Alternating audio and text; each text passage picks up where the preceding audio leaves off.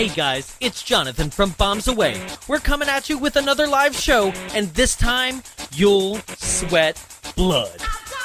The podcast that brought you Miami Connection Live is returning to the stage this Halloween to take on the most unintentionally hilarious horror movie of the 80s, Death Spa. Join us on October 25th at the Frida Cinema as we have the theater's first Halloween costume party, screen the movie, and then rip on it all in one live event. Smoothie juice bars, photo opportunities, drinking games, and so much more. This movie is crazy! Possessed workout equipment, flying shower towels, and an insanely funny ending. For tickets and more information, go to thefridacinema.org/events/bombsawaylive. That's thefridacinema.org/events/bombsawaylive. Join us at Death Spa. It's a killer workout.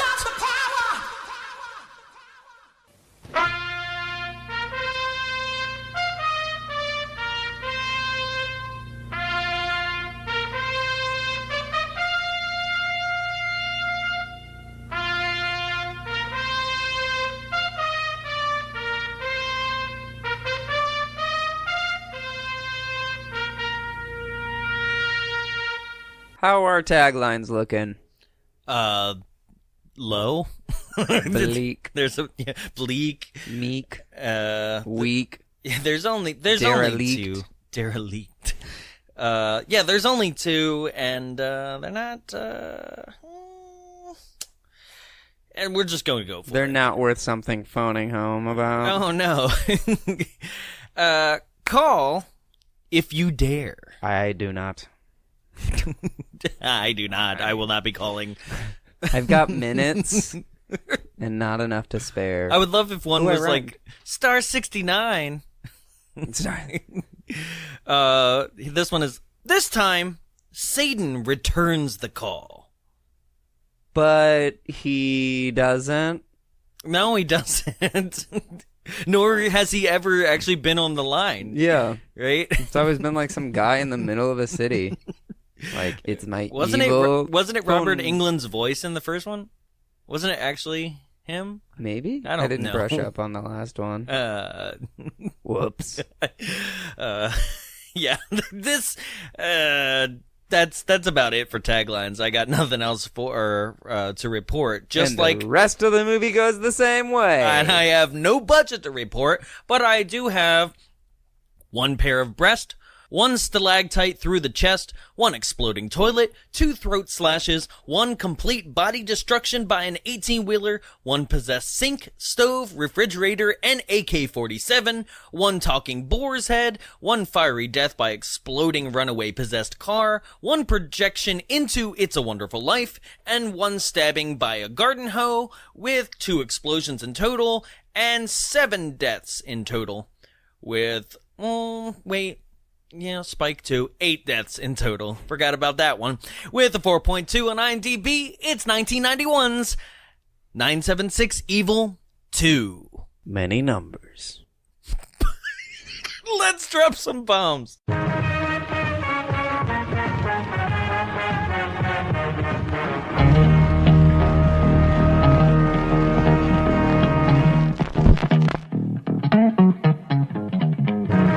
Put the pedal to the metal, as I believe the saying goes.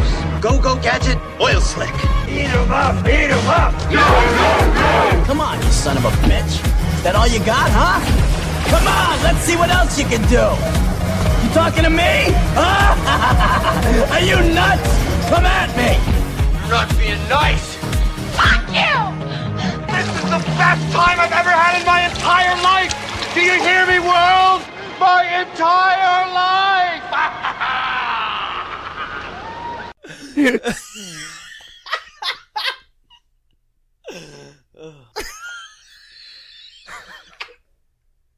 It's the best joke we've done in like 20 episodes. So plain. Too many numbers.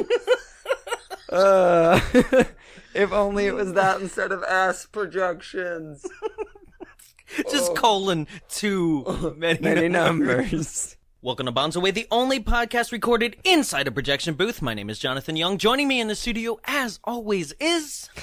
the guy that accidentally gave you 8 numbers instead of the actual 7.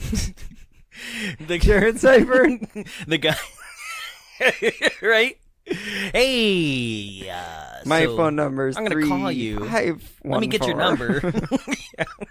Yeah, here it is. That's too many numbers. Oh, I actually did that once. So I was in the mall. This is like how hot of a teenager I was. I forgot that this happened until now. But I was in the mall and some girl was like, "Hey, me and my friend thought you were really cute. Like, we were wondering if we could have your number." I was like, "Okay." And I was there like with an actual gay guy before I was out, so I was like, "Huh, cool." And I mixed up the start of my dad's work number, but then the end of my dad's cell phone number. So I think I was just thinking a lot about my dad, but either way, I gave her the wrong phone number. So, it sucks to be her, but also she was barking up the wrong tree, so she deserved it. Let's talk about The movie. Evil. Evil. Yeah, this is like if it was Dr. Evil. Evil is his one and only name. Yeah, because this movie is a sequel to one of our first episodes we did, right? It was in our first 10. Oh, I didn't realize it was that early. Oh, yeah. Wow. Right? I think it was episode 9, actually, for 976 Evil. Maybe it's not. Oh, it was episode 97. No, it isn't episode 9. If this one was 97, that would be pretty good, too. Oh, I know, right? So, no, it is a sequel to a previous thing that we have done on the show, which is 976 Evil. And that was, the original was directed by Robert Englund, most famous as Freddy Krueger. Freddy Krueger. This was not this movie, but the original was his first directorial debut. And then that movie also, by the way, that's episode 7, not 9. Okay. Of ours. So if you're looking for the story that leads into this one, which very loosely leads into this one, it's like one character carries over, and that's about like the what character you get. and the phone line carry over. That's about a phone number and a character, right? So if you're looking for that story, which I do recommend, that's actually a very fun episode because, well, you know, minus somebody. Everything has its pros and cons. Sure. No, it's a very fun episode, and I think it historically speaking, in the level of like 80s horror, it's right up there. Like, it's got Stephen Jeffries from Fright Night, and like I said, Robert Englund, and it's, jeez, a lot of weird stuff happens in it. Yeah. There's like sex on a dentist chair, and I don't know. There's I can't remember it. The whole living room turns into like an ice hell. Oh, yeah. There's a lot of weird stuff, right? But none of that really applies in this sequel, other than we have our character Spike, who was the cousin. Just go with it. I wasn't gonna say anything. Right? Hoax was the original character's name. He is the cousin of Hoax, who lived in Hoax's mother's backyard in like a above the garage apartment, right? And he very similar to myself. Oh yeah, but it's on the level apartment. Yeah. And he lived in that apartment and went through the whole first movie as kind of our reluctant hero. He kind of saves the day. Like, Hoax gets possessed by the 976 Evil hotline. At first you think Hoax is going to pull through, but then you're like, uh-oh, Hoax is actually like, no. And then Spike is like, yeah, okay, I guess I'll like make this not happen. Right. It's really how that whole movie plays out, is like, oops, well, all right. Right. Yeah, basically people trying to investigate what the hotline is and what it does, and then when they figure it out, it's way too late for the kid who was bullied and then wanted the devil to give him powers in order to exact revenge on the bullies. We've all been there. Yeah. Right. Of course.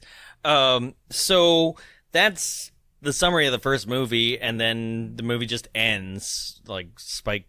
I mean, not Spike, but Hoax. God, both names are dumb. Oh, yeah. Hoax goes to hell, and Spike is left with the detective and the school teacher. Yeah, it was the school teacher that the detective was also hitting on, and the three of them just walk away, and that was the end of the movie, from my recollection, right? So now here we are. It's a cold open with a woman taking a shower. Well, she was swimming, and then she took a shower. Right. In a super dingy, dirty, women's room. I expected this. It reminded me of the locker room that I had in middle school. Okay. And we literally only used it to change into gym clothes. We didn't even shower. Like, the showers just had, like, shit in the stalls. Yeah, like, everything in this room is covered in rust. Yeah. It was like, you probably don't want to shower there because it actually is not up to code. Right. But this place was abandoned and they probably used it. So. Right. So. Also, I was like, oh, cool, a high school movie again. It's a college movie. Yeah. Right? Which I guess is the only way to justify it not seeming creepy, that the whole movie is like teacher obsessing over his student. Real creepy. Right? I mean, it's still creepy, but then it's so that we don't cross the pedophilia line. Yeah. It's right? towing the line. Right? Even though, like, that would actually probably make it more creepy and, like, better in that way of being like, no, dude. This movie's creepy as it is when it comes down to, like, this is a movie in this scene. So we see this girl and she is nude in the shower, and then she hears something and she decides to, like, put on her tank top but wrap a towel around her lower end, right? And this is a movie that... It's a tiny towel, too. It, like, barely means to cover up her crotch. Yeah. I was like, oh, okay.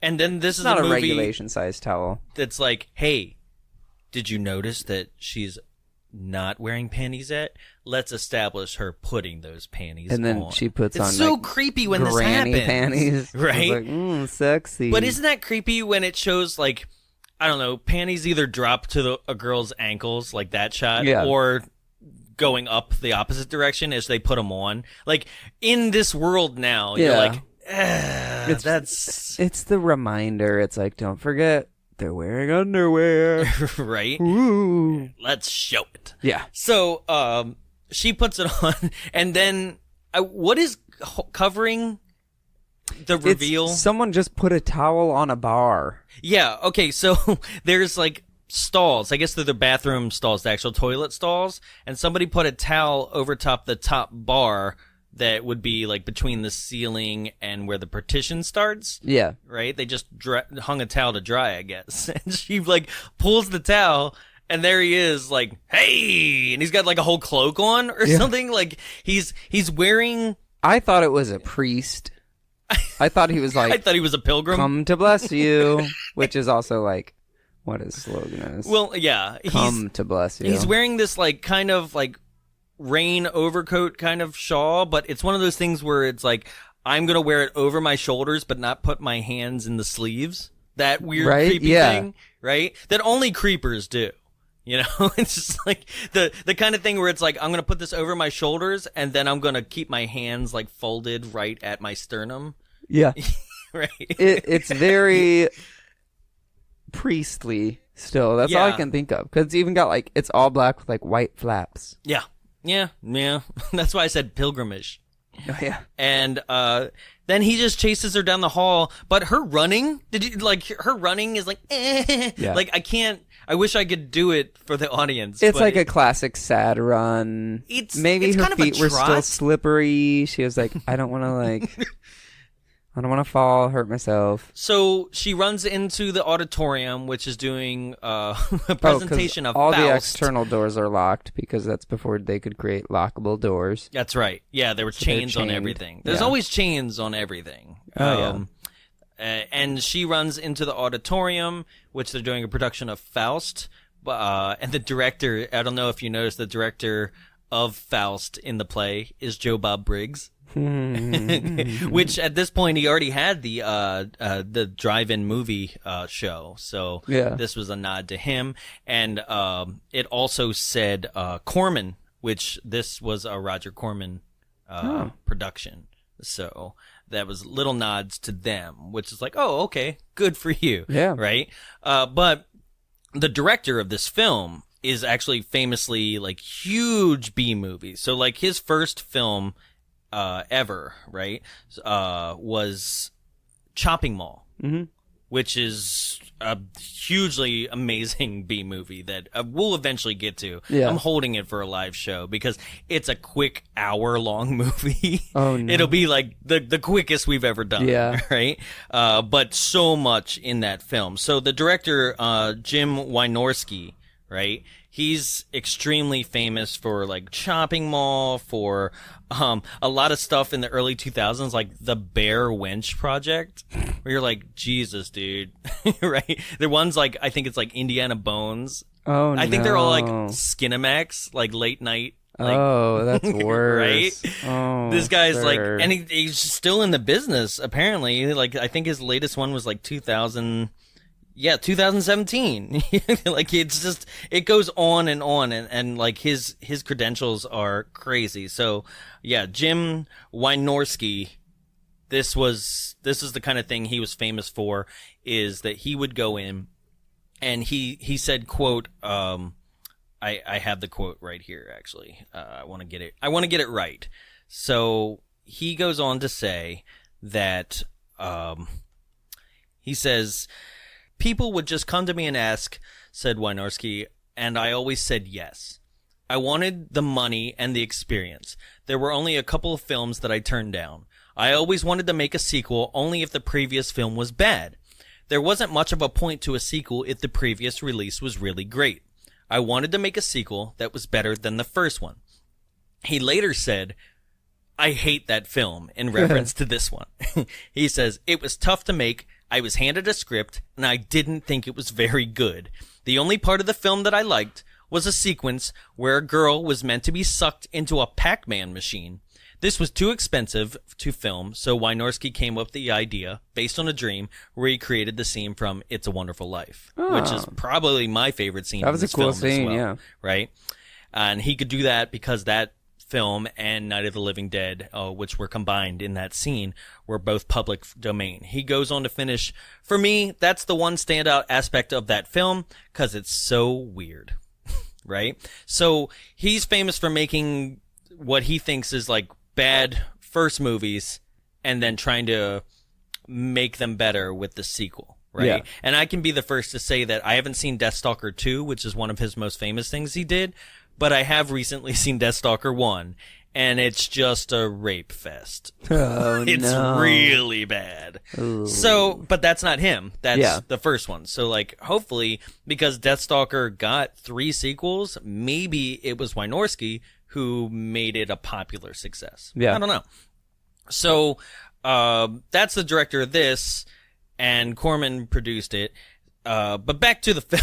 Sorry for that. But that's a cool piece of trivia in an otherwise trivia-less film. Like, there's hardly any information that I could find on this film. It's just like a film no one actually really wanted to care about. Right. So, she runs into the auditorium, and there's a whole, like, devil's set, Yeah. right? And then there's also a drunk janitor Yeah, who fell asleep on the asleep floor. in the aisles of the seating, Yeah. right? And That seating is not comfortable, but the aisles are. yeah. Every theater kid will tell you that the floor of a theater is so comfortable. Oh yeah. Disgusting comfortable. Yeah. The drunk janitor is played by George Buck Flower, who we've already had on the show. He was the homeless man in Wishmaster. Oh. That wishes for the pharmaceutical guy to Yeah. like die. And he's also, like, probably his most famous role is the homeless man in Back to the Future. So he's famous for, this is the first time where he's like, well, I'm I've not got a homeless, home, but I'm still a drunk. Yeah. So he actually witnesses this death where, so what is the name of the villain? Corman? Karofsky? Grubik. Mr. Grubik. And he just is like, you're gonna pay for your sins or something. And like, I don't understand why he kills her. The movie's over and I don't understand why he killed anyone. You're right.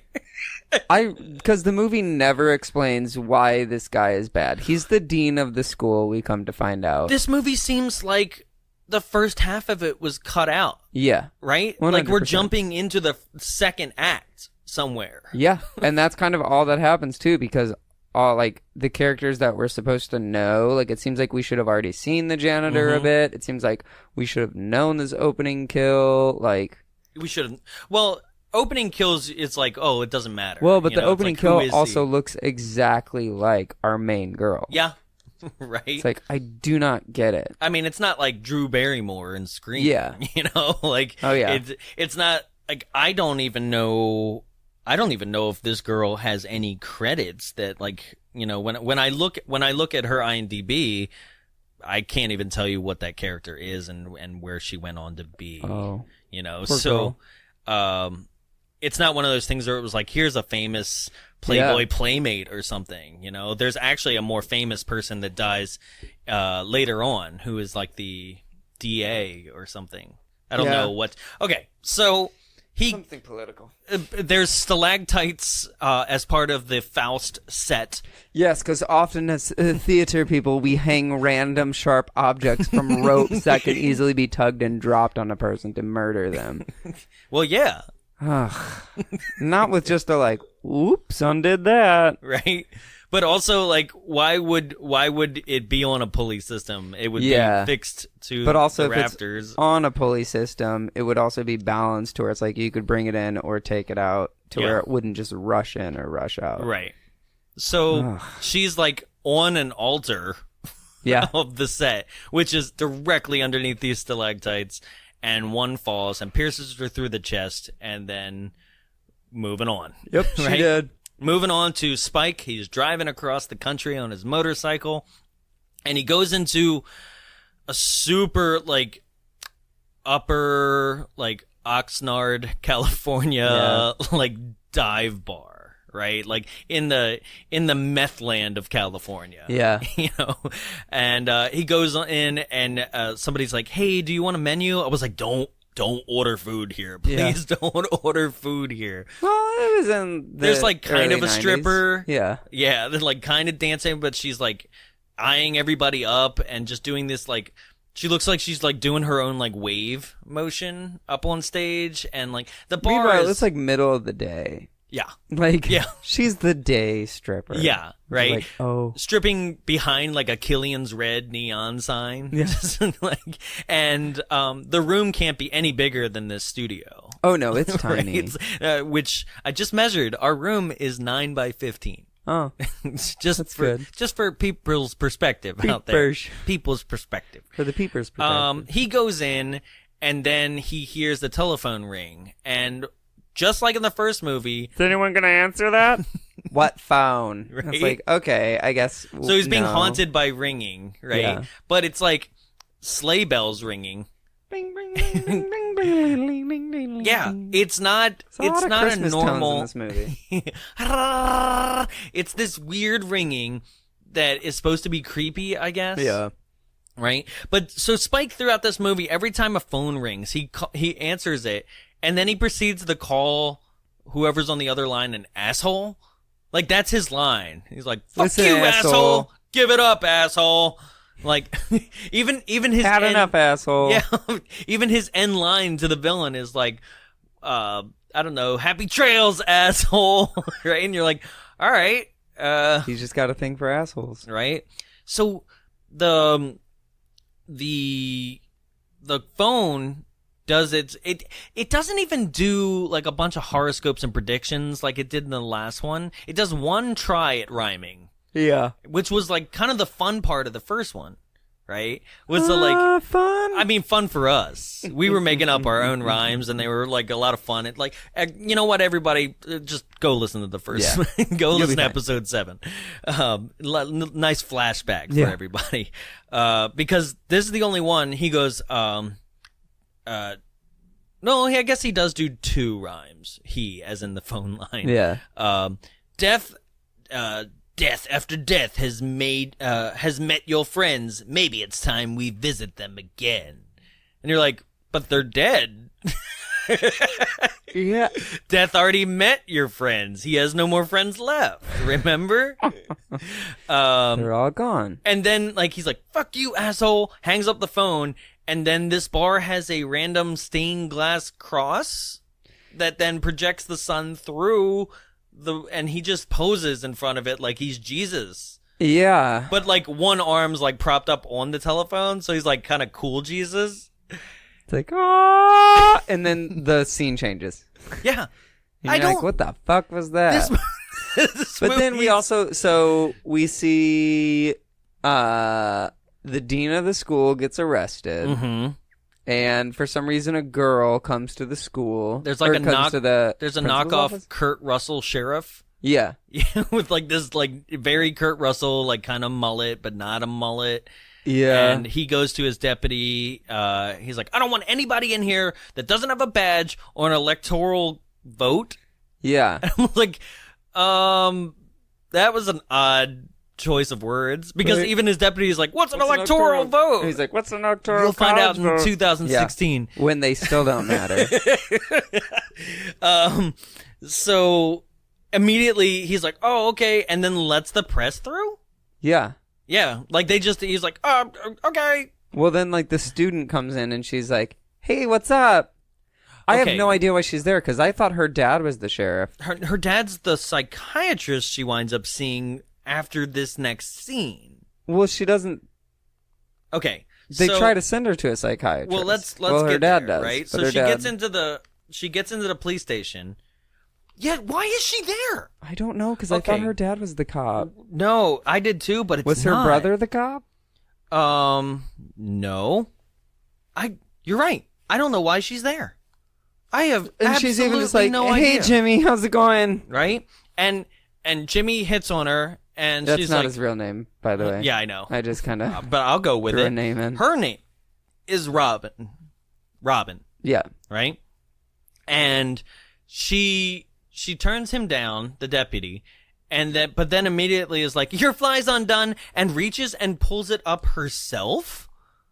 That's very personal, and I would get very hard. That was weird. Like, for somebody who immediately was like, I'm not interested in you, and then is like, your fly's undone, let me reach for your groin and pull it up myself. I'd be like, excuse me, I need to go masturbate. You wouldn't. Well, yeah, if it was a different situation for me, yes, right. but... So then she runs into Grubrick, right, who's in cuffs, and he immediately, like, reaches... I don't know why the police would let him touch another human being while he's in custody. Because he's in custody because of suspected murder. Yes, so basically... people suspect that he is the State River killer. State River is the name of the city that they're in, and there's been like 5 deaths already, right? Yeah. Once again, something that I feel like maybe could have led up to this if this movie had just an extra half an hour even. Everything I think might have been explained, right? We jumped into a movie that started for us halfway in. Well, so it's like an hour and 25 minutes or so, but it also like it went so fast that it was like I think 5 people died. Oh, you said 8 people died, but even then it's like it just goes and it's like, I said cool, 8 people, and I didn't even count like the bad guy. Yeah, like I feel like he died when he gave his soul over. Yeah, he was already dead. But yeah, so he touches her, and immediately. Like, this happens to her, like, she's 3 or 4 times. She, like, drops to the ground like somebody just sniped her. Yeah. Like, just loses all motor function, drops to the ground, and then the scene just ends. Yeah. And, but not before flashing, like, a future kill, which is just scenes that we'll see later. And it's not even like she tries to prevent the future kill. It's just like, it happens. Yeah, right. It's kind of like, crap. Yeah, all her ESPN is... Yeah, great joke. Yeah. All her ESP is just there. Yeah. It's like, hey, guess what? That's going to happen. And, well, what is this first one that she sees? I think, is it the janitor kill? Maybe. I thought it was something else. It's not her friend. Car. No, the car is the next one. The car is when she picks up the phone and then gets shot again. Who dies before that? Okay, so the people that die, the next deaths that I have on my list would be the cop out guarding the janitor and the janitor. Who's after that? After that, you have the exploding Camaro. Huh. Yeah, it's got to be the 18-wheeler death. But I don't remember seeing any. No, she flashed and saw the death that happened before. Oh, that's right. She saw the college student die on the Faust stage, and she's like, "Oh my God, that's crazy." So she should actually be like, "Hey, I'm a psychic, and I saw the past, and But no, But wait, okay, so. Now she's in a psychiatrist's office, but it turns out the psychiatrist is also her dad? The glasses and the mustache. Yes. Right? Yeah. He looks like Mr. Feeney. Yeah. And he's handsome. They kind of look the same age, too. They just gave him a mustache to make him look older and a bad haircut. Oh, yeah. It's like Jim's dad in Miami Connection. Yeah. It's like, oh, I don't think so. And so basically he just gives her medication and sends her on his way. And then... So she is in a diner, and Spike just drives up in his motorcycle, and they got any good food? Give me a French fry. She's like, and that's here, legit. This scene. He's yes, like, what's good? I'm gonna eat your plate. She goes, here, try this. He goes, it's about average. I'm like, yeah, it's a French fry, asshole. Like, what did you think it was gourmet? No one thought how like people actually like talk or flirt, because at this point she's like, I love you, Spike. It's so cool being friends with you. Like, right? Like they're already friends. Well, she goes. Oh, that's my ride to the workout. And he goes, where do people hang out around here? Well, the pier. Goodbye. That's my ride to the workout. Okay, you ride on my motorcycle. Yeah. I'm good with my ride. Where do people hang out? It's the point. It's the point. Yeah. The point. All right. See you there. Right. Like, but something we didn't mention is that she found a 976 evil business card in a magazine in the police station. Yeah. Right. Like it was like a magazine subscription. Yeah. That fell out of a magazine. Right. And which I think is how he finds it in the first movie, is in a magazine, like at a 7-Eleven or something. Now that I think about it, or it was in the mail. I thought it was like in a magazine, but it was more like magazine inserty rather than the business card. Yeah. Or was it in like a newsprint ad? This one, well, either one. This one is definitely like a business card. Yeah, it's a business right? card, very plain looking. He finds it laying on the diner table that they were just at because she had it, right?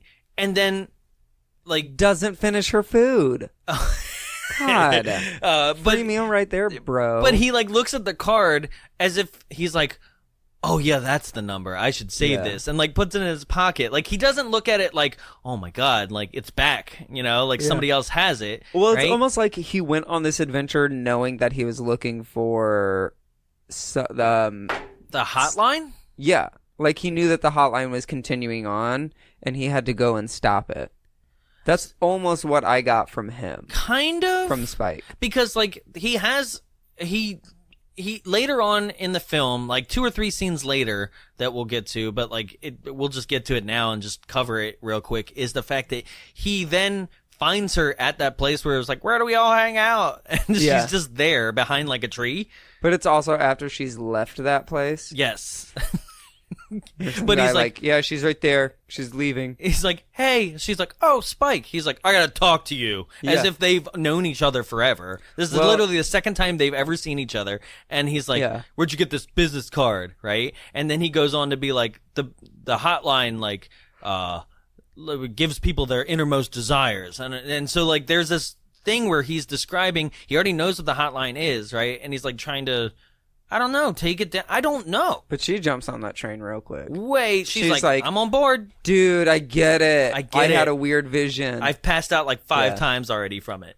Well, okay, so she leaves to go to her workout, and Spike doesn't finish her food but leaves. Yeah. And then she's hanging out with friends? So, I don't remember.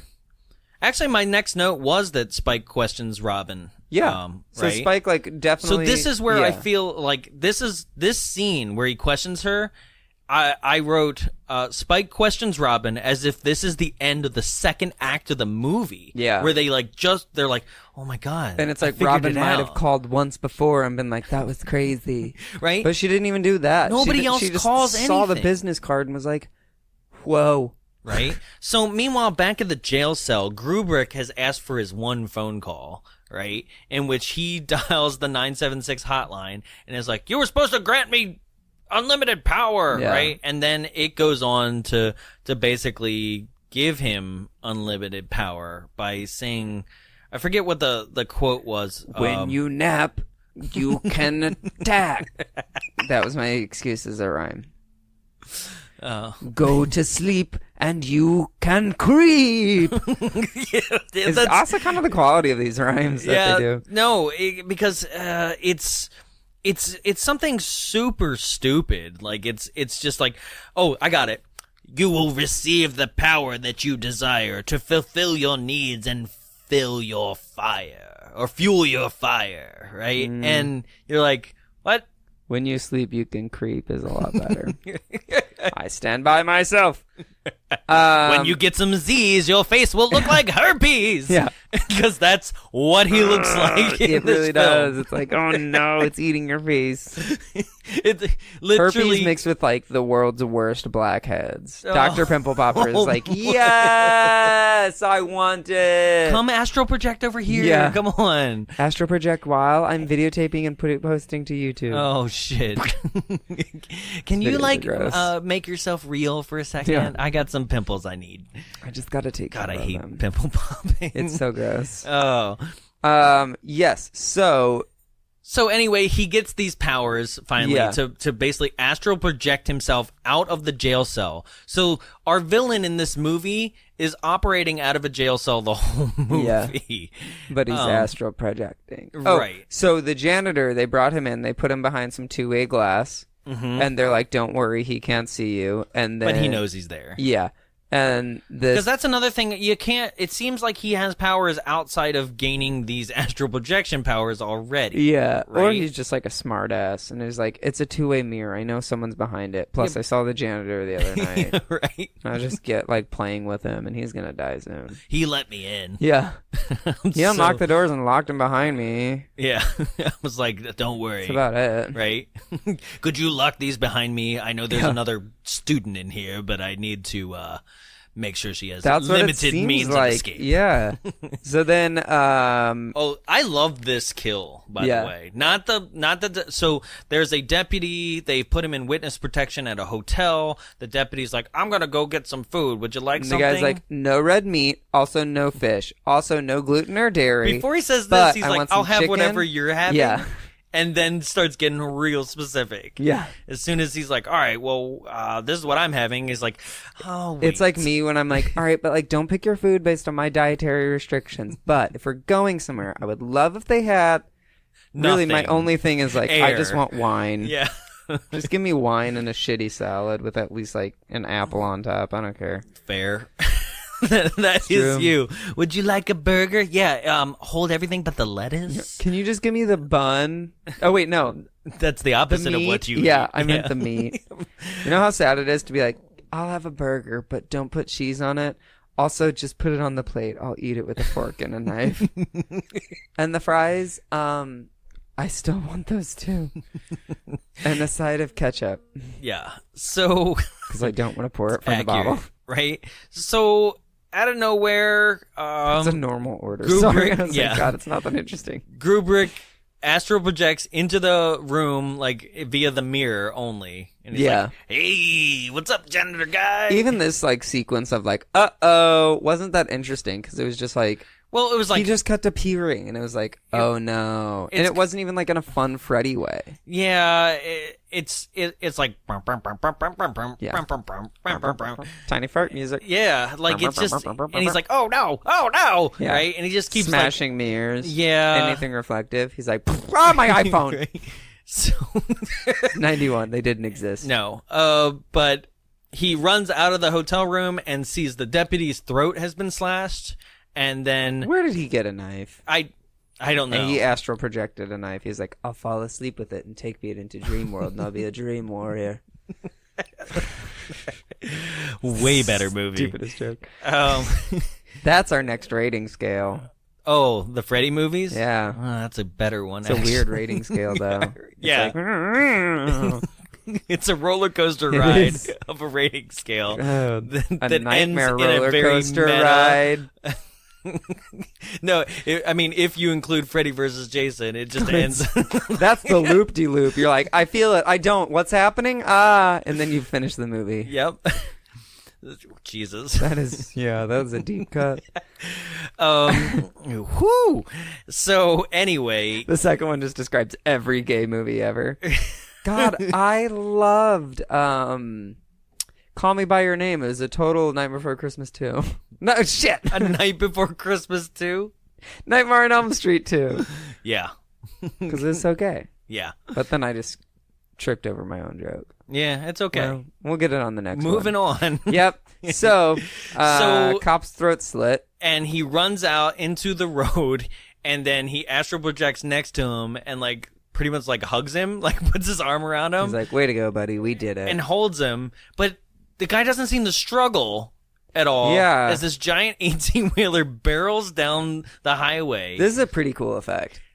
He blew up. It's a full human body explosion just into like bloody mist. That's like It was amazing. In Final Destination 2, how they would there's a kid that gets crushed by a pane of glass. Oh, I love that kill. So because that's the whole dentist office prior. Yeah, right? Yeah. So they built an actual like a model or whatever, and they filled it with condoms that were filled with, I believe. Oh, like the kid in the steamroller in Maximum Overdrive. The head. Yeah. Yeah. So they filled it with condoms of fake blood, and I want to say pig meat, but I think I might be wrong. But they basically filled it with like different packets of that, so when it hit, it was just like, yeah, like chunks of meat and blood. Pretty much the same thing. It's just it goes everywhere. Flat-faced Yeah. tractor trailer that just plows into this body, and the astral projection of Grubeck. What a dumb name. Stanley Grubeck. Yeah, That's his full name. He disappears right at the moment of well, it. he doesn't disappear; it just goes through him. Oh, you're right. It does just go through him, And then he's he has standing this there, weird, but like, he's also kinda- got a chunk of the janitor flesh on him and flicks it off. Where it's like, if everything else just went through you, if you went through the 18-wheeler, why is there a body part left on for you? a unnecessary and not funny joke. Exactly.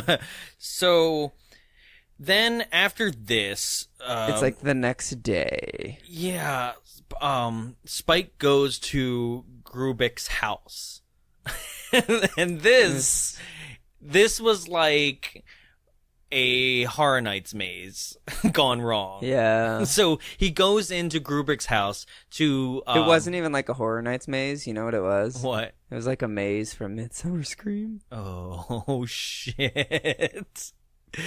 And there's our coverage of Midsummer Yeah, Scream. you deserved it. You got it. There you go. They've been bugging us for that coverage for a while. Ooh. Yeah, it was one of those ice trailers. Yeah.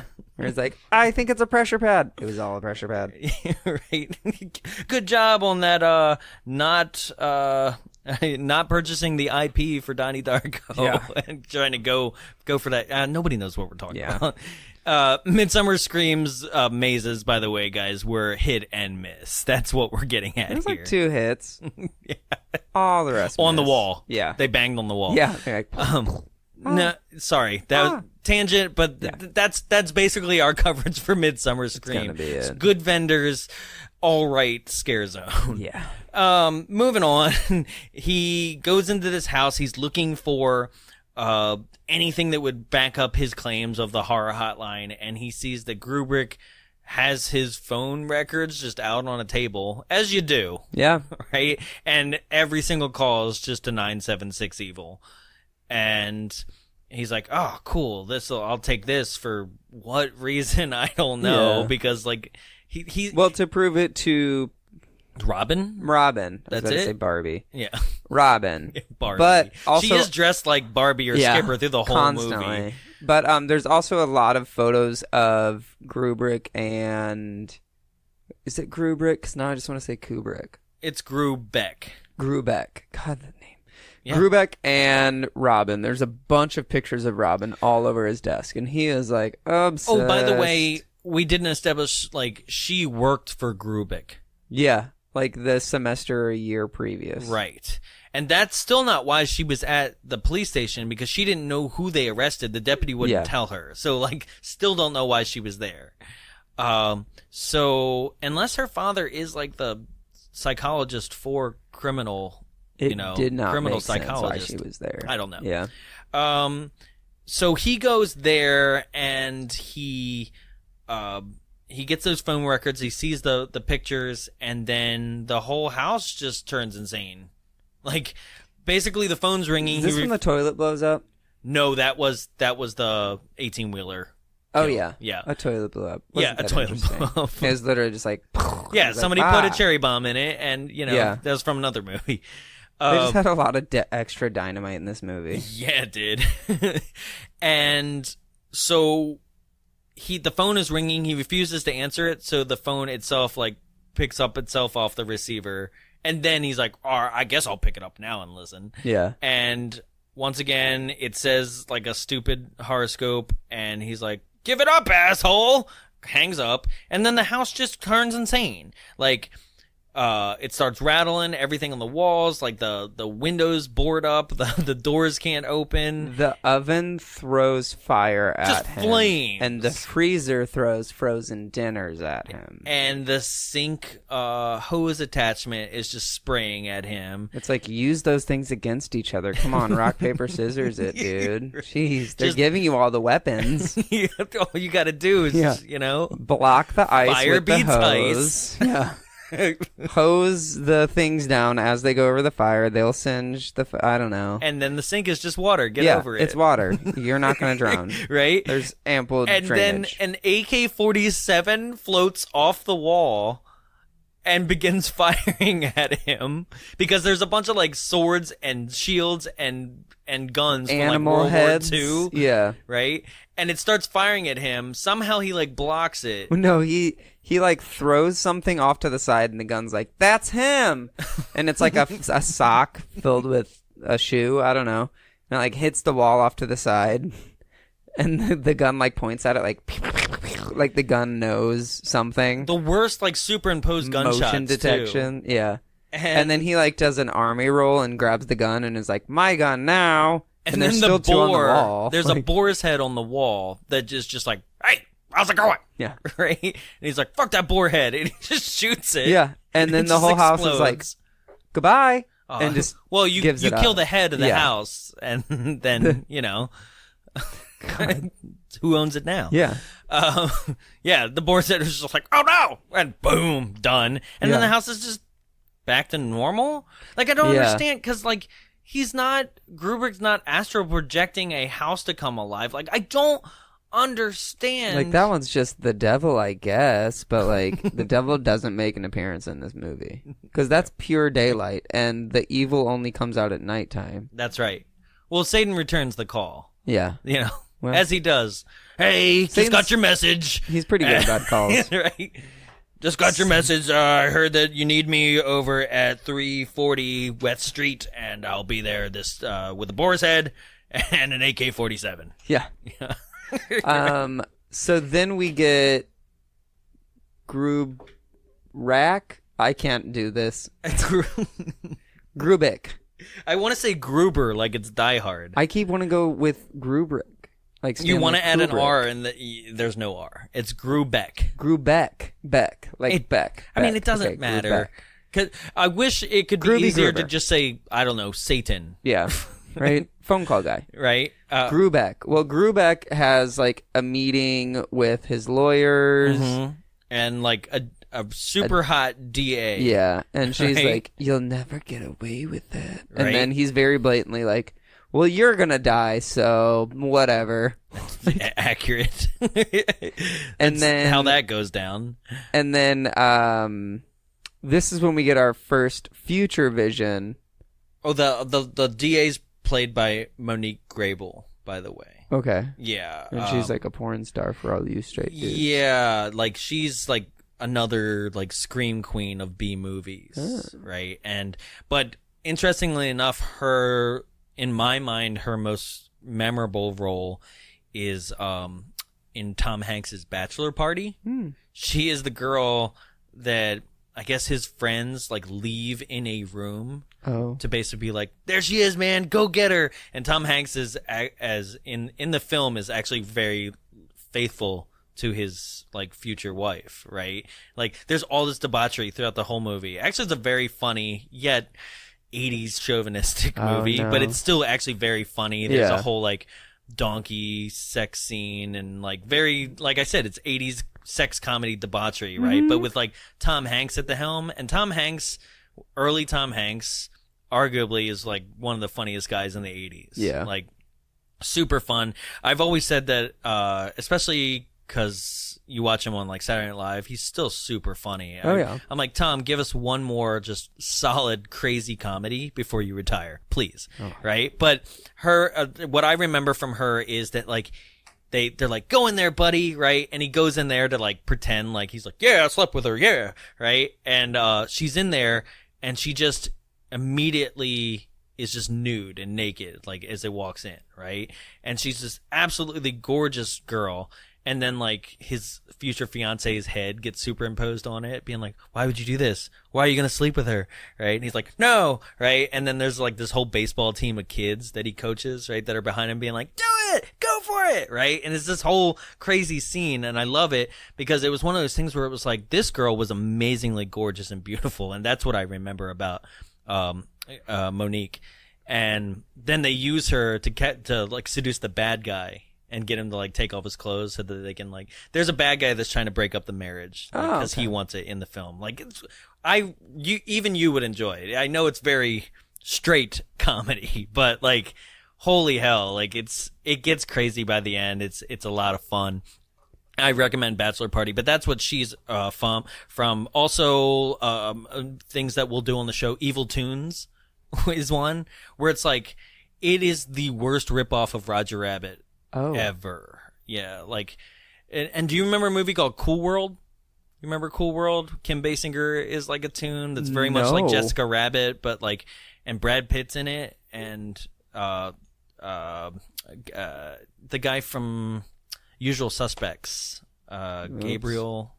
I forget his name, but he sleeps with cartoon Kim Basinger, and they actually have toon sex, and it's all weird, right? Yeah. So imagine it's like the combination of Roger Rabbit and Cool World together if it was like the shittiest thing you've ever seen. Oh, God. Yeah, with like toons actually humping Monique's leg and stuff like that, right?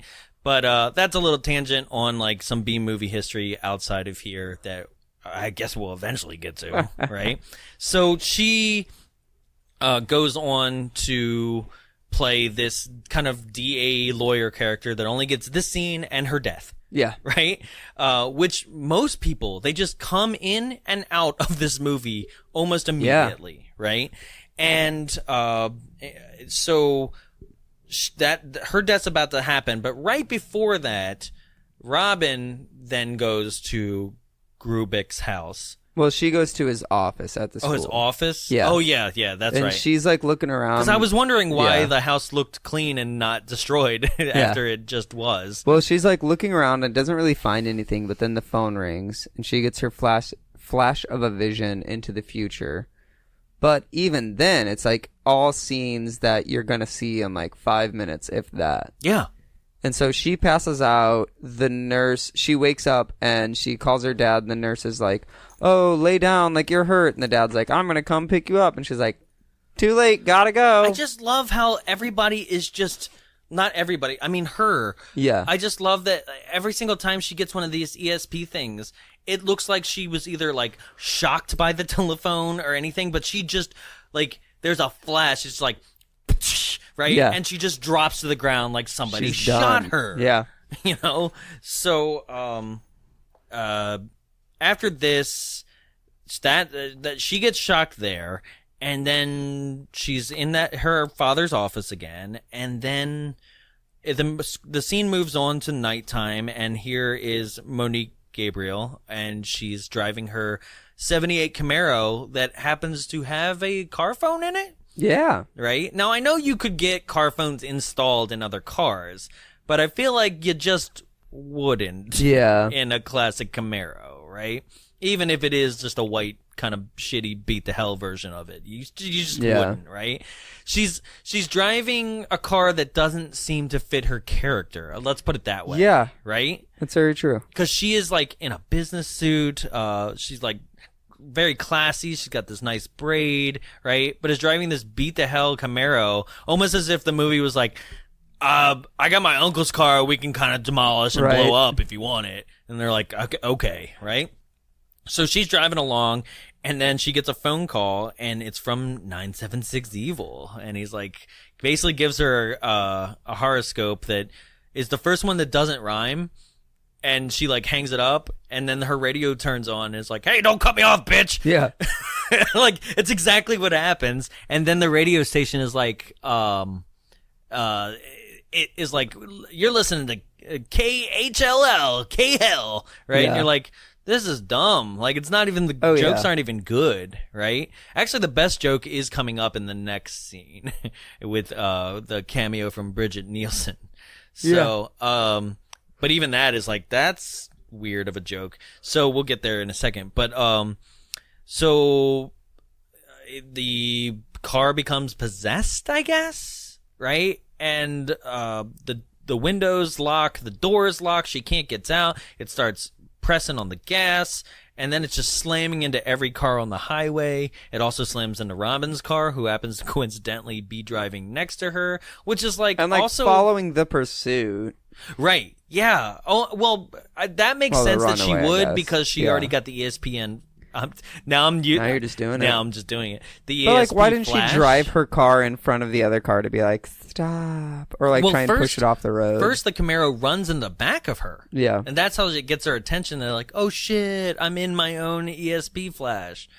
And then, but even then, it's not even like interesting. Like, oh, I've been here before. She's just like, oh my god, that car, right? Like, meanwhile, like, the redhead is just screaming like, help me! Yeah. Right? And the car's like, okay, bye!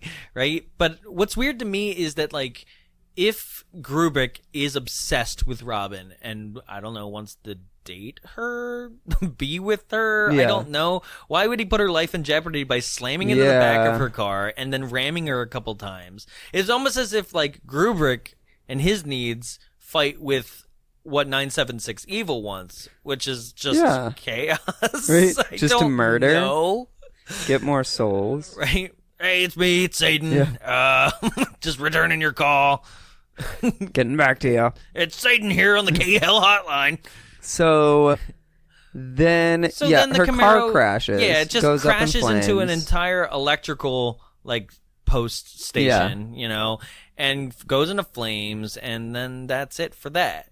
Meanwhile, did you also notice that the Camaro's headlights per the shots was either off or on? Like, one was either broken or not broken. So, like, that they pre-crashed weird. it, and then they were like, ah, shit, we need it to work again. Tried to fix as much as possible. I told you to do side ramming. If you do front ramming, then the We'll headlight lose will the break. headlights. Yeah. So Spike, while this is happening, decides, I don't know how he gets wind of the whole astral projecting thing. He just shows up to, like, Lucifer's bookstore. Right? And this is where Bridget Nielsen comes in, right? And this is an interesting thing, because Bridget Nielsen at this point was famous for being in, like, Rocky IV and Beverly Hills Cop 2, right? And she was already making a lot of money, and then went on to date Flavor Flav and the Flavor of Love. Right? Yes. God, that was weird. Yeah. But here she is, looking mannish. And I kept expecting her to be like, I am a vampire, even when he was like, you got like a whole Elvira on steroids thing, and she, like, not even that. Okay, so but there's a joke prior to this, right? Where she goes, he goes, hey, I'm looking for, like, books on astral projection, and she's like, there are 300 different types of astral projection. I'm like, really? Like, I think there's just astral projection. Right? Astral projection for dummies. Into a dog, into an elephant. But she goes, okay, walk this way. And he And says, he's like, talk this way. I wish it was like that, but he goes, it'd take a lot of lessons to walk that way. And I was like, what the hell? Did you just rip off Young Frankenstein? Like, walk this way, this way, this way. Like, I was like, why did you pull this joke? And this whole scene is just weird and awkward because they're like kind of flirting. Oh, it's she goes, so weird. You remind me of a young Freddy Krueger. And he goes, you remind me of Elvira on steroids. And I was like, both are false. Yeah, I know. Both are false statements. And then they just uncomfortably kind of flirt as she explains astral projection to him. Yeah, she's And like, there are that's it. 2 rules. You can't die. I don't remember the rules, actually. They don't care even about the matter. rules. 'Cause Yeah. even the rules are like, really, that's stupid. It's like, if you die in your dream, you don't die in real life. But if you die in real life, you die in your dream. And it's like, okay, yeah, that's kind of how life works. I know. And then it's like they called up Robert Englund. if you It was die like, we're in doing your- the sequel, and what do you? We're thinking about astral projection. What do you think? He goes, I don't know anything about it. All I know is usually in my movies, if you die in your dream, you die in real life. And they're like, if perfect. you die outside your game, you don't respawn. Ooh, that is what that's game over. No, isn't that's it? Robert Ralph. Robert Ralph. Wreck-It Ralph. Oh, Sonic the Hedgehog says it on a PSA in the game Hub Central. Yeah. I don't care. It's a power strip. I love those movies. That movie. I know. I'm Yeah, like, the how second are one you- hasn't come out yet. Yeah, it's gonna be a train wreck. I know. Don't just hush. Yes. So then, Ralph, he's like, Ralph breaks a success streak. Right? That's what it's gonna be called. So, yes. anyway. So she's like, he's like, oh, I don't know how to pay for this, and or he's like, I don't want to buy it. I don't know what is something. Okay, so And like then she like whispers in his ear. this is one of the only other pieces of trivia is that Bridget Nielsen is even in this film because literally her and the director were like hanging out at a bar and like bet themselves on a game of pool where he wanted her in a movie. Right. And she was like, no, I'm making this much now. Like, he's like, okay, here's the deal. If I win, you have to come for like a day's worth of shooting paid on scale. Right. And if you win, I'll come to your house dressed like a maid and clean your house. Right. Which I'm like, why is that like the go-to? Yeah. Like that's the go-to Even male. in reality, it's like, Yeah, oh no. right. Like, embarrassment, and like apparently Bridget Nielsen was like way into that, right? Which that makes sense. Yeah. She's like, and then I'll strap it on, and Yeah. And then you'll take it. right. And he won, very close, and then she was like, okay, I'll come to your set, and apparently she was unprepared and didn't know any lines, and they had to take like a whole day of rehearsal, but like apparently it was fun and that was it. But Yeah. I'm like, was it fun? Because that's another thing, like, because It you seemed asked very before we awkward. started this, the actor that plays Spike, right? You're Yeah. like, what is he doing? And like, it's very obvious why the answer is kind of nothing. So Patrick O'Brien just is a bad actor. Like, he just kind of stares in a scene. What? Why is Patrick... Whoa. Patrick O'Brien. We missed this somehow. Oh. He's in No Holds Barred. Oh my God, is he the brother? Craig. Yeah, the paraplegic brother. Weird. Oh, Patrick. Oh, man. Welcome to the So show for a handsome, so third bad. time. Yeah. Wow. But this kind of makes sense now, doesn't it? Oh, yes. Right? And he's just not good. He's not good in this scene. There's no chemistry. I don't know why they're flirting. Also, Bridget Nielsen kind of comes off as, like, kind of like the Undertaker in Final Destination 1, where he's kind of explaining things, right? And that's where you kind of felt But she like doesn't really he even goes to explain Lucifer's bookstore. You kind of wanted him to walk out and her to, like, I don't know, be Satan or something, right? Like, make a phone call. Be like, just put on a headset and be like 976 evil. Yeah, like that would have been good. That would have been fun, right? But instead we got this. Instead, it flashes over to Robin and her friend having a movie night. and her friend is making her watch Night of the Living Dead. Oh, I remember what one of the rules was, because it was the person may relate his astral self only while asleep. And I was like, yeah, I've been there. Yeah, me too. You must only... I only project when I'm asleep, let me tell you. It's embarrassing. Well, it's true. It's like, why you can't astral project while you're awake. I thought everyone knew that. You would think that too. Yeah. Right? But that rule is important for the climax. Yeah, I guess. Right? So, yes, now her friend, Robin, and a friend that we've never met before... Yeah. I think, right? We've never met this friend. No, we haven't seen her. Right? Maybe it was the friend that picked her up in the Jeep outside that we never saw. Right. But, yeah. Another person that I feel like had extra scenes in another half of this movie we didn't see. But her friend are watching, and they're fighting over two movies that are public domains. So they're fighting over It's a Wonderful Life and Night of the Living Dead. Two, this... probably is what, if anybody is like, oh, I actually enjoy this film, it's probably what they only recall, right? Is that they're fighting over this, switching the channel between the two scenes, right? Where I'm like, is it Christmas? Why? Wonderful Life would never play on cable other than Christmas night, right? But there it is. And so they're fighting over which one they're going to watch, and her friend is like, I've seen Night of the Living Dead 100 times. We'll watch your movie, right? She's like, I'll go make popcorn.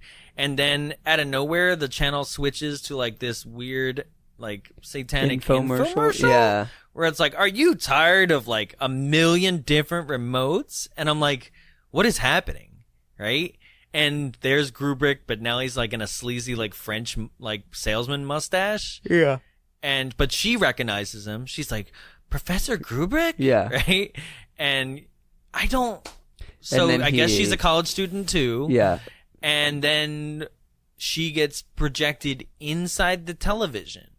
Into It's a Wonderful Life. It actually looked pretty good. It looked great. Yeah. Right? They were using actual footage because, there's... what's his name? Anyway. That man. Yeah, It's a either. Wonderful Life guy. Thank you, movie house! Yeah. That's right. I used to be able to do it very good, right? But it was actually based on an old Dana Carvey impression of it. Used to. Yeah, not anymore. Whoops. Hey! But she's in there, and then after an angel gets its wings line, right? Which they've now changed over to, what is it? Every time you hear a bell, a zombie takes a soul to hell. Right? I was like, oh, that's different. Right?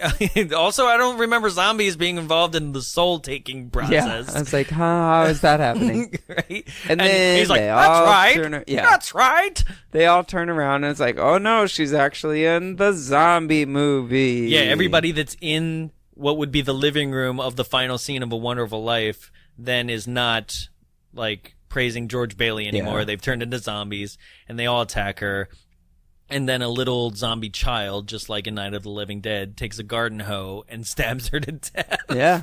And it's actually all really well done. It looks like they did a really good job of adding filters and making it look like the exact same old footage as the rest of the thing. I was like, you can tell also from what I quoted before of the director wanted a Pac-Man sequence, couldn't afford it, and then did this. You can tell that this scene, out of anything, was the labor of love. Yeah.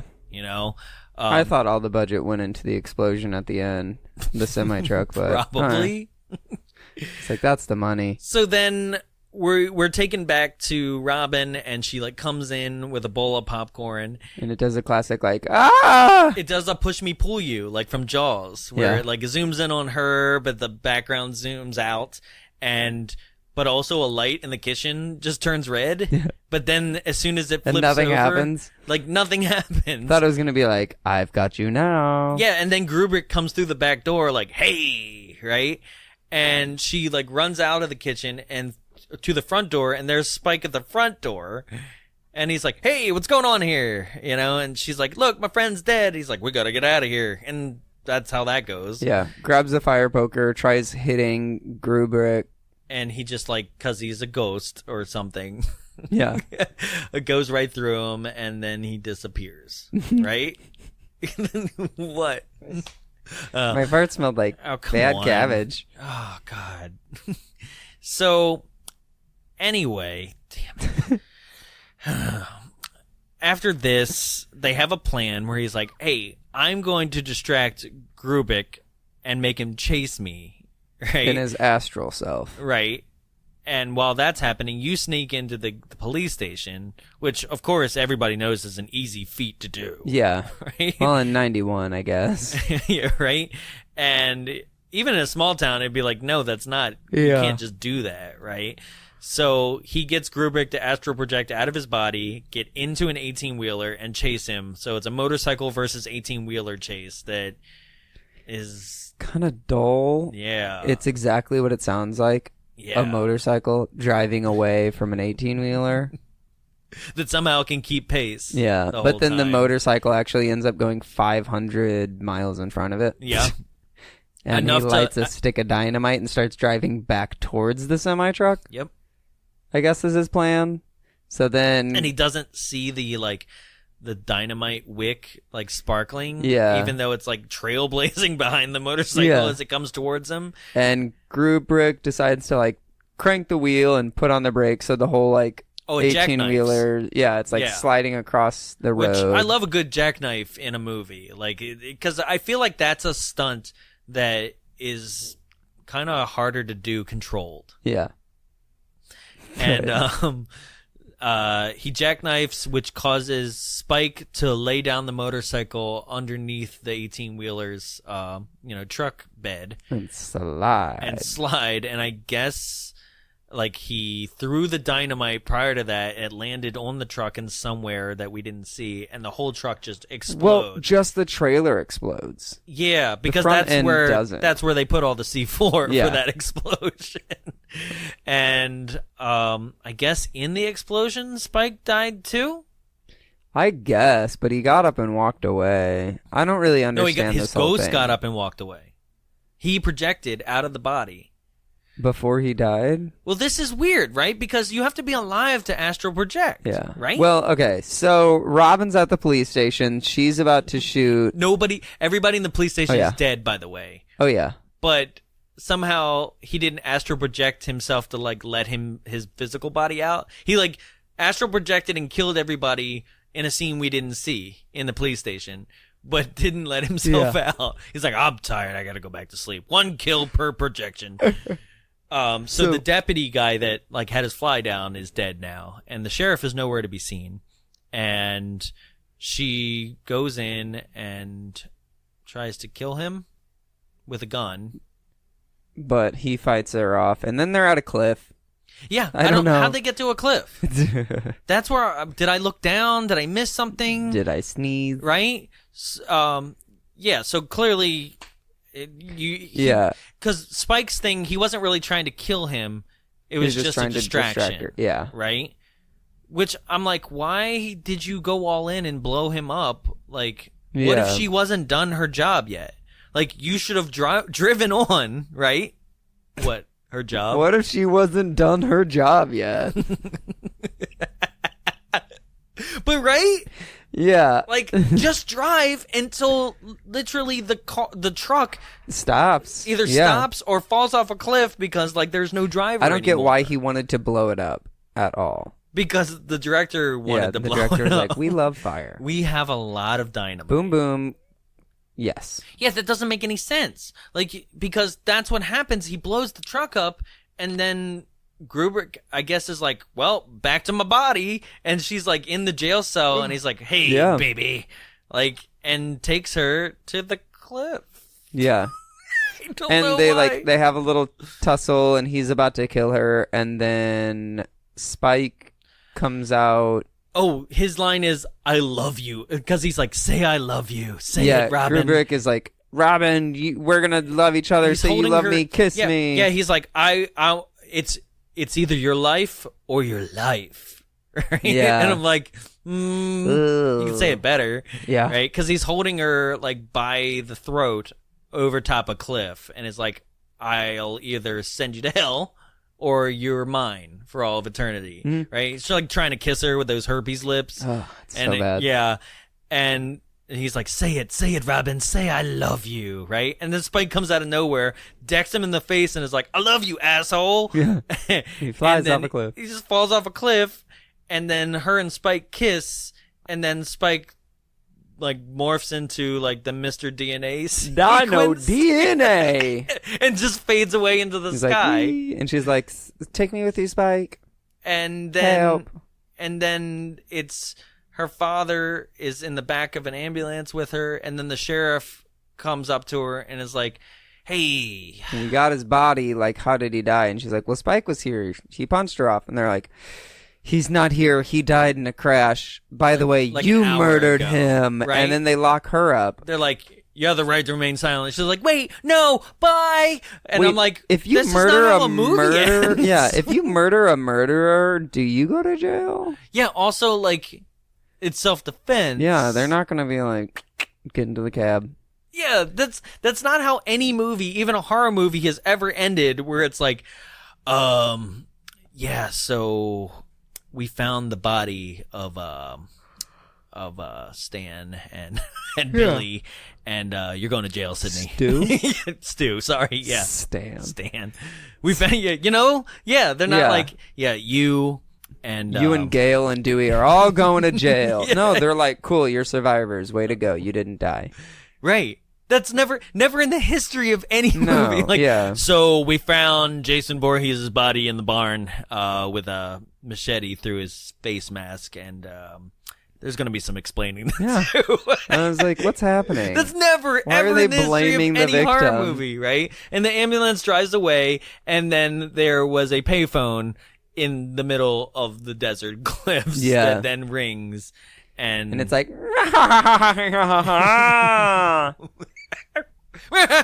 mistaken identity. Yeah.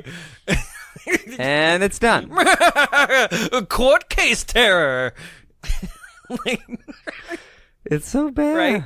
976 evil, the prosecution. It wasn't like it was bad. It was just so dull. It was just kind of like there wasn't a reason to care.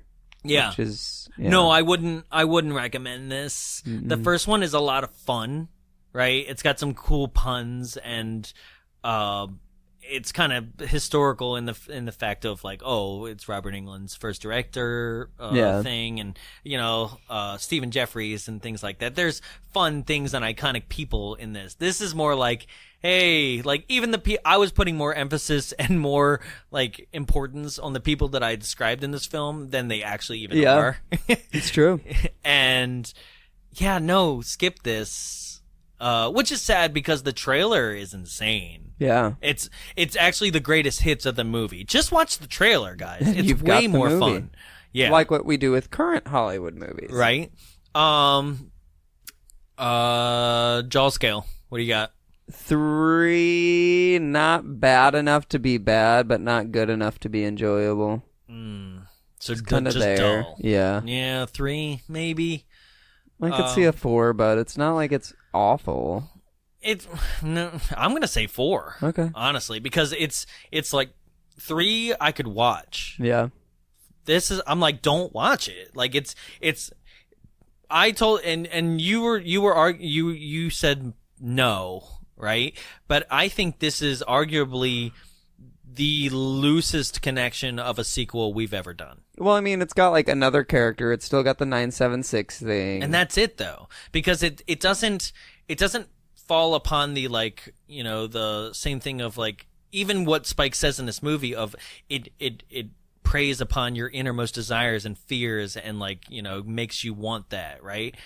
And that's that whole thing of like there's a piece of this missing where like the school teacher, I don't know, had an obsessive crush on her, and he was like, he was just a shy guy, you know, or killing something. other girls that looked like her because he secretly wanted her. I guess. Yeah. Right? all that's left on the cutting room floor or completely unexplained and never was. I don't know. But that's that kind of thing where it's not about like it preying on somebody that like was bullied or anything like that. At least because there's like 2 people in 976 Evil 1 that are killed and you don't know how long they've been talking to the line or whatever. You assume one girl looked like she was like a fancy girl that probably got what she wanted with like, you know, heels. Oh, that person that's killed, she's the nurse in this one. Like they just used the same actress. Yeah.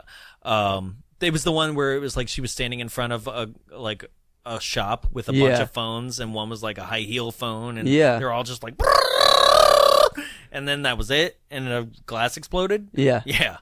She's in this one. I thought that Slumber Party Massacre 2 is probably the least good sequel. After watching this one, at least Slumber Party Massacre 2 was fun, and I feel like was it?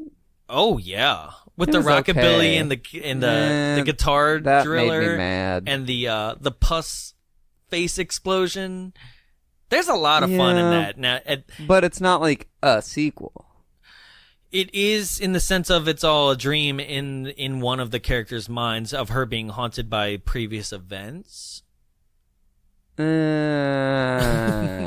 for me. Not for me. Yeah. So Jaws Revenge for me. All right. So that's how we felt about it. We felt it was a bore and it was kind of a disastrous sequel. But that's not how everybody thought about it, and we asked those people to give me 5. Here it is. They were kind of loose on this one. I think, you only found 2? No, there is 3, but they're very short. Yeah. So short and sweet. Here we go, guys. First one's written by Minda in October 2008, so a more recent one. He writes, awesome! Kinda out there, but just as good. As what? I'm assuming he meant the third one. There is not a third one. Or the first one. Yeah. Gosh, sorry. That's all right. The next one was just me, I feel like. I just read it prior to, reading it out loud. And I was like, woo, I'm glad he gave it 5 stars because I relate. This one's written by Cortland in September 30th, 2010. Patrick O'Brien, I love you. Why is he not on Facebook or pics of him online? You did write that. 5 stars. Because me too. Why is he not on Facebook? It's true. Patrick O'Brien, why can't I talk to you right now? Give me your phone number. And the last one by Jacob John Taylor, March 2000. Oh, wow, this was written this year, March of 2018. This is a great movie. It has great acting. It also has a great storyline. The first movie of 976 Evil is better, but still, this is a good movie. He just downgraded. Yeah, I know. See it. It is very scary. It is one of the best horror movies from the 90s. Has he seen anything else from the 90s? And this is a movie that, if you didn't know it was 91, you could mistake it for 80s. Yeah, it could very easily be 80s. Yeah. It was on the cusp. But also, oh man, his level of great is... Whew. Right? Sorry, dude. Right? Like when he saw an actual great movie, did his head actually explode? Oh my god. I couldn't take it. So that's 976 Evil 2, the Astral Factor. The Asshole Factor. That's really what it was. Don't watch this movie. Don't. Sorry. But if you do want to watch this movie, you want to get the jokes that we all said, it is all on YouTube for free. Yeah. It's also on Amazon Prime. And yeah, so, it'll also, because it's on YouTube, it'll also be on our YouTube now. So 976 Evil 2, The Astral Factor. Check it out on our YouTube on our YouTube and on our Facebook right now. You could watch it. Go ahead and watch it. We'll do a watch party this week. Finally, it's been a while. All the movies we've been picking recently have been heavily copyright. So I haven't been able to do a watch party since, I don't know what it was. Daigoro. Yeah, the one we didn't do. So it's not our fault. Yeah.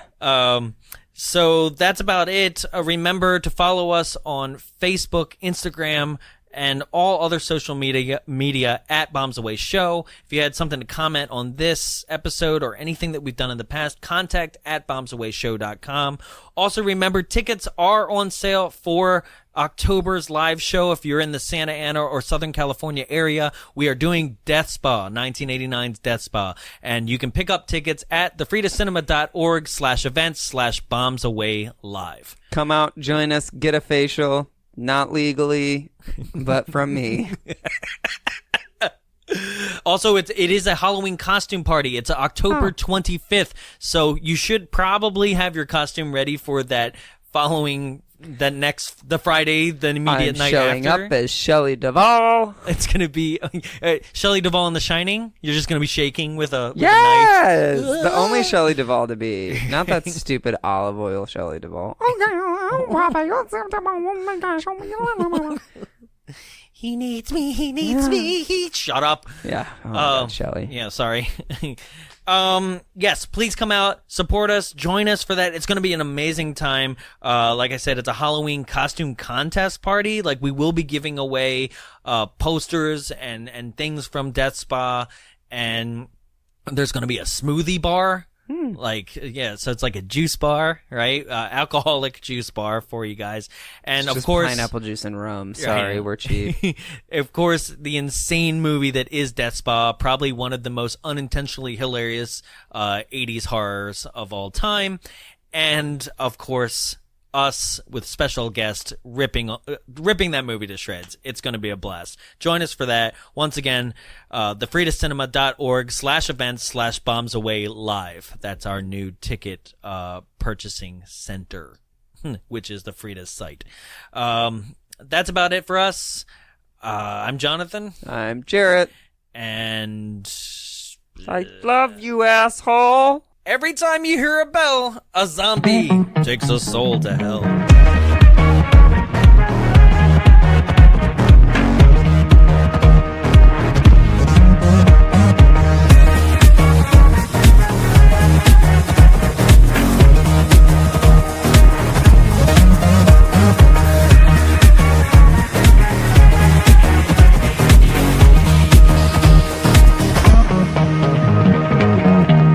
Hey everyone, this is Jarrett with Bombs Away Podcast. I'm here at the Frida Cinema, once again recording for your all's pleasure.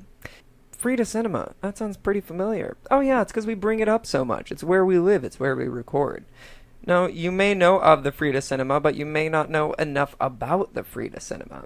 So the Frida Cinema is a program of the Long Beach Cinematique, and it's located in Santa Ana in Southern California. It services neighboring communities as a non-profit art house cinema, dedicated to educating, connecting, and enriching communities through the art of cinema. It is a pretty amazing experience, but how do they do that?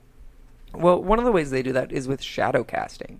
So shadow casting, if you don't know, is whenever they have a cast below the screen acting out the movie as the film is projected behind them, which is pretty neat. But that's not all. They also get audience participation, so you feel like you're part of the film, that you have that amazing enriching experience.